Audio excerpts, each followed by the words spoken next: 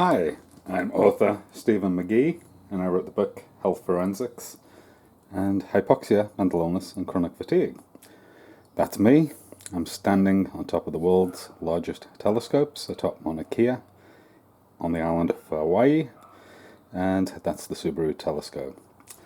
Now, we're here to look into this book. It's Toxic Altitude. That's me.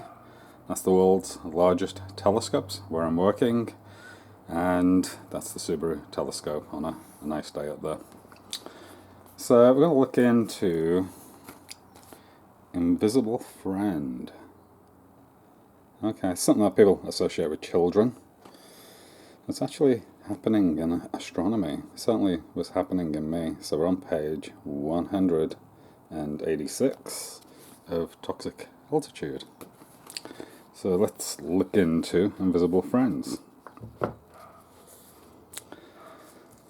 So this is the chapter, Invisible Friend. My invisible friend showed up when I started to work extreme night shifts. I was working up to 18 hours per night atop the 13,800 feet very high altitude summit of Mauna Kea, Hawaii, USA. It was not long after adopting this toxic lifestyle that I started to sense that somebody was in the telescope control room with me. I was also having hallucinations and visions, which is consistent with sleep-deprived, very high-altitude exposures. I came to call the presence that I could sense in the control room my invisible friend. So when I would go to work in this mountain, so there's 40% less oxygen on top of this mountain. And the people that work here, these people, they're trained to use over-the-counter company-supplied medications to enable them to stay there because the environment's toxic. All this environment up here is toxic to the human. There's no human colony up there. The only human colony that exists are these workers, and they get sick there. So to stay there and to do their jobs, they take drugs, and it's medical oxygen that they use intermittently without prescriptions. And it's over-the-counter medications, and they're trained by the company to use the company-supplied over-the-counter medications to stay there. So all of that is toxic, plus the environment's toxic. So you end up with these strange health conditions showing up, one of which is the invisible friend. So let's carry on. The hallucinations and visions cleared up after I left Mauna Kea, but the invisible friend did not. So let's just talk about hallucinations and visions. So what am I talking about here? So when I was on top of the mountain, I would hallucinate. So it's very, very commonly documented in the mountain climbing field, these hallucinations and visions. So what's the difference between a hallucination and a vision? They're kind of somewhat the same thing, but I would call a hallucination kind of thinking you've seen something up there. So I would see Hawaiians on the mountaintop, and I would look again and they wouldn't be there. So that's what I would call hallucinations. So what I was seeing up there was ancient Hawaiians on the mountaintop. So when I would kind of leave these observatory complexes in the car and start driving, it's pitch black up there, there's no streetlights. And the weather's always different when you're up there. So you can be driving through thick fog and snow and ice, and pretty much every weather condition you can think of is there. So you're alone, you're in the car on your own, and you start hallucinating, you start seeing stuff. So in me, it was predominantly ancient Hawaiians that I was seeing up there on top of the summit. It was only atop the summit that I would typically get this, although I have had it on lower down on Mauna Kea. And this vision, I got a very strong vision of a Hawaiian princess when I was driving. I'd left the mountain. I'd been up here doing what they call the acclimatization night on the night shift. So it's the first night of the night shift. I'd gone up, I'd done my few hours on the mountain, what they call acclimatization. And then I left on my own in the car.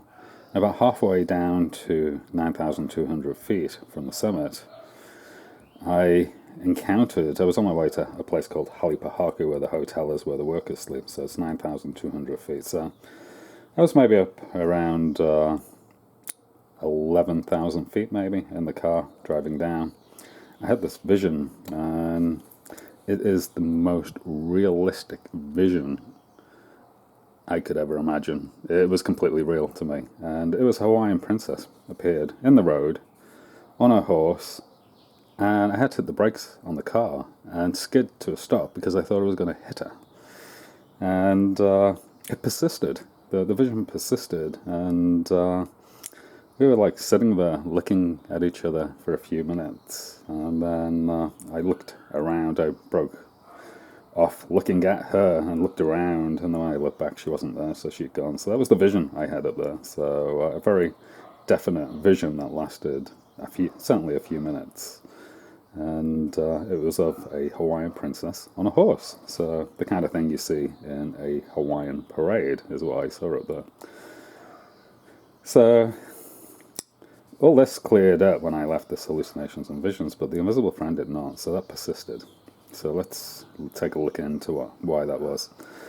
So the sensation became profound as I aged, to the point where I was believing that my invisible friend was influencing things I was doing. I lived with my invisible friend for over a decade and became accustomed to never being alone. My invisible friend accompanied me everywhere. So this is very well understood in children. Children, it's common to report this invisible friend in growing children. They quite often develop invisible friends that only they can see, and wherever the child goes, the invisible friend goes. So I developed that as an adult working in this job. I was up at 13,800 feet, and the radiation levels are unnaturally high. And that's the reason why the telescopes are there. They're studying these high levels of radiation, and they're coming from space. So whenever you're on top of a really high altitude mountain, you're in a very high radiation environment. So I had all those radiation exposures. I worked there for about 5 years. And by the end of it, I had this invisible friend that would accompany me everywhere. So I always used to feel like somebody was in the room with me. I couldn't see them. But I always had this feeling that somebody was in the room with me and they were influencing things that I was doing. And kind of also came to know my invisible friend as my assistant, because they would assist me in doing things. So that was one of the sensations I used to have that was coming out of this. So I said farewell to my invisible friend after I had high-dosed with vitamins B12 and D, bringing up my levels to the upper high of the normal range for the supplements. My invisible friend was exactly that, a figment of my imagination that was coming from a brain that was in a state of malnutrition. Fixing the malnutrition made the invisible friend completely disappear. So these invisible friends and these hallucinations and visions, they all appear and are extensively documented in the mountain climbing community. Mountain climbers are constantly having these experiences because they're at very high altitudes and they're oxygen deprived in a high radiation environment. So the body has long-term effects from those exposures, and in me it was this vitamins B12 and D. Both of them were showing up as being low on medical tests, I believe in about 2010, 2011 time. And I was told to eat more fish for the B12, and the D, I was told to take more vitamin D. So it actually took years for me to actually clear these up. But once I cleared them up, my invisible friend went away. So it was totally coming out of malnutrition in the end. So I believe that this environment induced those conditions into me, the B12 and the D deficiencies, because I was night shift working. So most night shift workers, I did 3 years of night shift on top of Mauna Kea, and they're extreme night shifts. They're really long, and they're super toxic. You feel super sickly up there when you do night shifts, and the longer you're on the mountain, the sicker you get. And it follows you home. You go home and you still feel sick at home. It doesn't really clear up when you're home, so you end up in this permanently sickly state. I was self-treating it when I was on top of Mauna Kea with energy drinks, and caffeine was the big one that I was taking. So the long-term exposure, that was I had a B12 and a D deficiency, and that was causing my invisible friend. So it was a brain deficiency, and once it was cleared, the invisible friend also cleared. And one thing that I experienced after losing my invisible friend was I actually missed them. So I got so used to having this invisible friend, actually, once the friend had gone, I could no longer feel them around me. I actually started missing them, so I do actually quite miss my invisible friend. That's a common report in people that have invisible friends, is once they no longer have them, they start missing them. So let's wrap this chapter up. You'll never walk alone with an invisible friend. So that was very much my experience for many, many years, during and after working at the WM Observatory right here. I had this invisible friend and they were with me for many, many years, and I was never alone. So it was an interesting experience, and yeah, it was interesting to actually say goodbye to the invisible friend and realize it was coming out of these vitamin B12 and D deficiencies. So that was the book Toxic Altitude. So an important thing to realize with toxic altitude exposures is if you have them too long, they're going to lead you into hypoxia, mental illness, and chronic fatigue for some people. So it's a pretty serious condition to be in, very undesirable, and it has long-term health consequences that are very hard to clear up. But these two books talk about how I cleared them up using supplements, so if you're interested in that, you may find these books an interesting read. And Health Forensics was actually written before I made the links into high altitude with my sickness, so this talks about what I was looking at before I started realizing it was coming out of toxic altitude exposures.